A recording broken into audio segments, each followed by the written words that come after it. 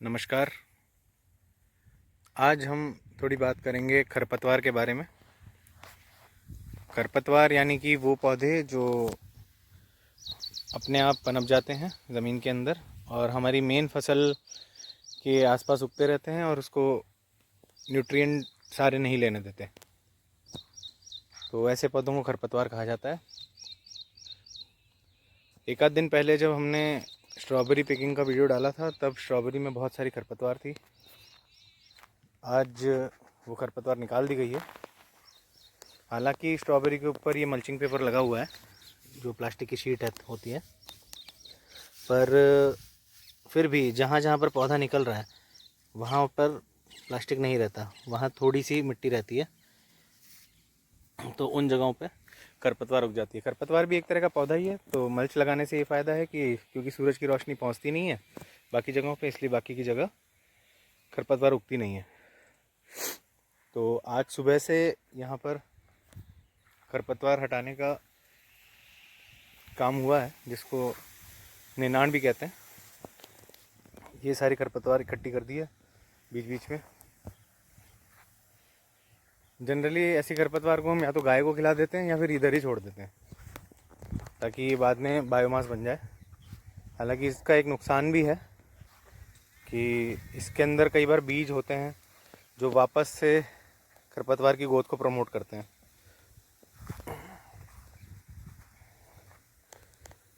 But anyways फ़िलहाल हमने इसको यहीं छोड़ दिया है।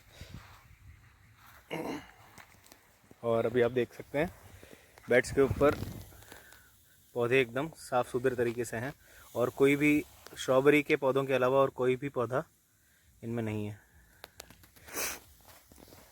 बाकी खेत में जहाँ मिर्ची और टमाटर उगाए हुए हैं हमने, उधर भी कहीं कहीं मल्चिंग के बीच में से जहाँ जहाँ होल्स हैं वहाँ पर खरपतवार उग रही है।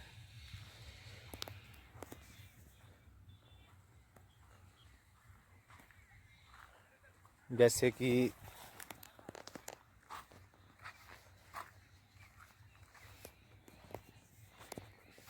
ये यहाँ पर देख लेते हैं। हालांकि यहाँ पौधा नहीं है, बट इस खरपतवार के जंगली पौधे को स्पेस मिल गई थी।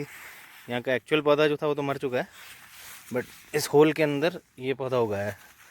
तो जब हम निकालते हैं खरपतवार को तब थोड़ा दम लगा के और सही जगह पिंच करके जड़ समेत इसको निकाल देना होता है,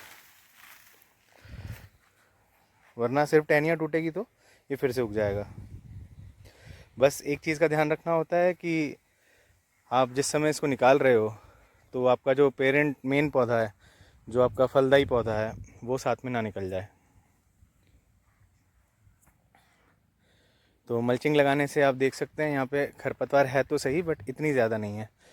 अदरवाइज़ हम देखते हैं कि कई बार खरपतवार से ही आपका खेत भरा होता है। देखिए यहाँ पे हमारे एक ख़ास बात और, जैसे जो ऐसे बुश वाले पौधे होते हैं, जैसे ये वाला टमाटर बुश वाला है, बेल वाला नहीं है। ये क्या करते हैं कि अपनी ग्रोथ इतनी फैला लेते हैं कि आसपास की ज़मीन कवर हो जाती है, तो उस समय मल्च की भी ज़रूरत नहीं है इतनी। जो किसान बेलों वाले पौधे जैसे तुरई वगैरह उगाते हैं, कई सारे किसान ऐसे हैं, हमारे भी खेत में हम करते हैं कई बार, जो उनको बिना सपोर्ट दिए बेलों को ज़मीन पे ही चलने देते हैं। उसका फ़ायदा ये होता है कि बेलें आसपास फैल जाती है और खरपतवार को उगने नहीं देती हैं। बट किसी भी केस में, स्पेशली जब पौधे छोटे होते हैं, ग्रो कर रहे होते हैं, तब ये ध्यान रखना चाहिए कि ज़्यादा खरपतवार खेत में ना हो और जो पौधे की हाइट है, मेन पौधे की हाइट है, उससे ऊंची खरपतवार कभी ना चली जाए। वो बहुत अलार्मिंग स्थिति है। जो लोग शौकिया गार्डनिंग करते हैं, घर में भी सब्ज़ी के पौधे उगाते हैं, फल के पौधे उगाते हैं, उनको भी ये चीज़ ध्यान में रखनी चाहिए। Thank you.